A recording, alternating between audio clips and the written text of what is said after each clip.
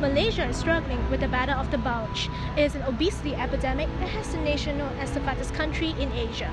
Body mass index, or BMI, is often used to measure healthy weight, and a higher BMI usually indicates high body fat. And unfortunately, the average Malaysian has a very high BMI. And this means obesity. Malaysia has a population of 30 million people.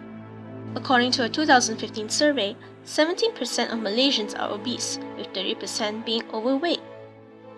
Indians constitute the race with the biggest obesity problems. Even 40% of government employees are battling the bulge. Putrajaya has been dubbed the obese city as it has the highest rate of overweight and obese people in Malaysia. Malaysia is also often known as a food haven where you can find and dig into any type of cuisine imaginable in the country. However, Claire Wong, a certified dietitian, she believes that it is our beloved staple foods that's causing our waistlines to grow larger and bigger. Malaysia has more food available compared to other countries. Our staple food are mostly high carbs food, carbs like rice, bread, all these things, even roti canai, nasi biryani, let's say. Yeah, so because of all this, that's why we are like one of the countries with highest obesity. Another reason lies in the Malaysian mentality of trying to get the most out of our money, and that crosses over to our eating decisions. According to Ili Sulaiman, TV food host and owner of Dish by Ili, a local food delivery service, she feels that trying to get the most bang from a buck is actually hindering us from making the right food choices. Because we don't want to waste time, because we've got work, we've got commitments, we've got kids to pick up, or we've got friends to meet or whatever, always the alternative is let's go out and eat.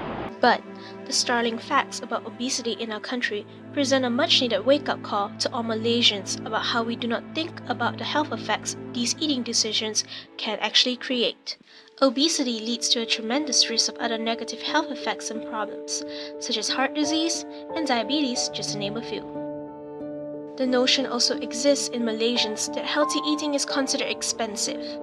However, Claire and Ili disagree with this. Healthy food are not necessarily to be expensive unless they are those imported ones. They believe that Malaysians can already find lots of good yet affordable produce in our own backyards. We have so many beautiful vegetables and herbs and natural ulam, Malays call it ulam.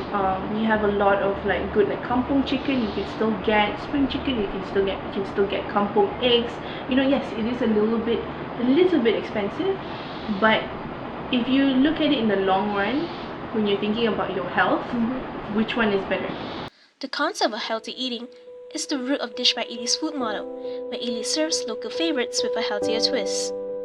And to Ili, it was the help of a friend that spurred her to start her food deliveries business. A really good friend of mine was diagnosed with cancer. About the same time that I took some time off from my previous work, working in a non-profit in Teach for Malaysia. And it was there that he said to me, he was like, look Ili, I think you're really good at this. Like I am struggling and yet you are able to entice me with your food, and for someone who's really sick to say that's kind of a big deal.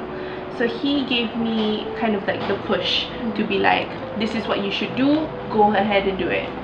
So I think from then, I got the courage, and then that's where I started Dish by Ili. To Ili, serving good food to her customers is of the utmost priority.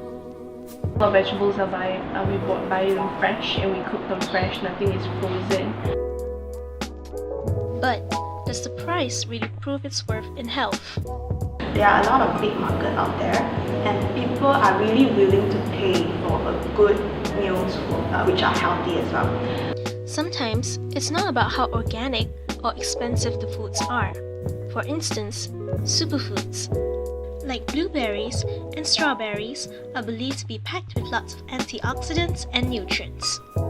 However, Claire believes that it is just a marketing tactic, and it further proves that people need to educate themselves on the foods they eat, even if it does seem healthy. There's a lot of access now to Malaysians.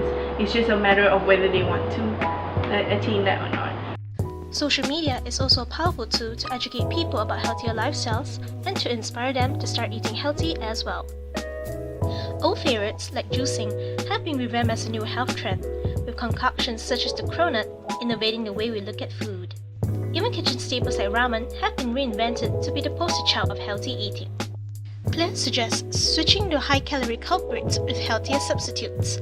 For instance, white rice with brown rice, and using healthier oils such as olive and coconut oil for cooking.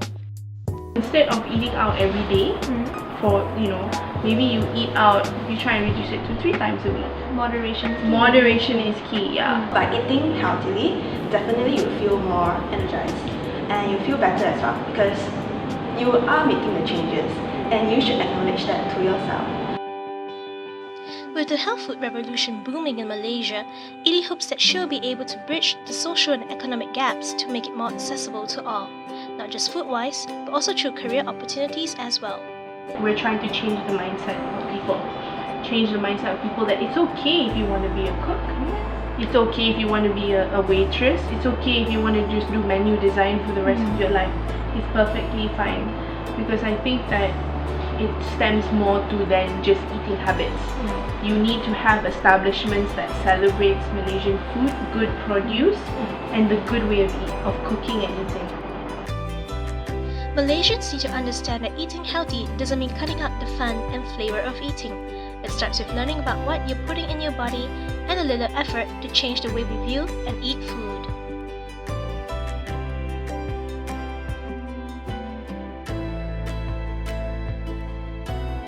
It's not difficult. All it takes is a little effort.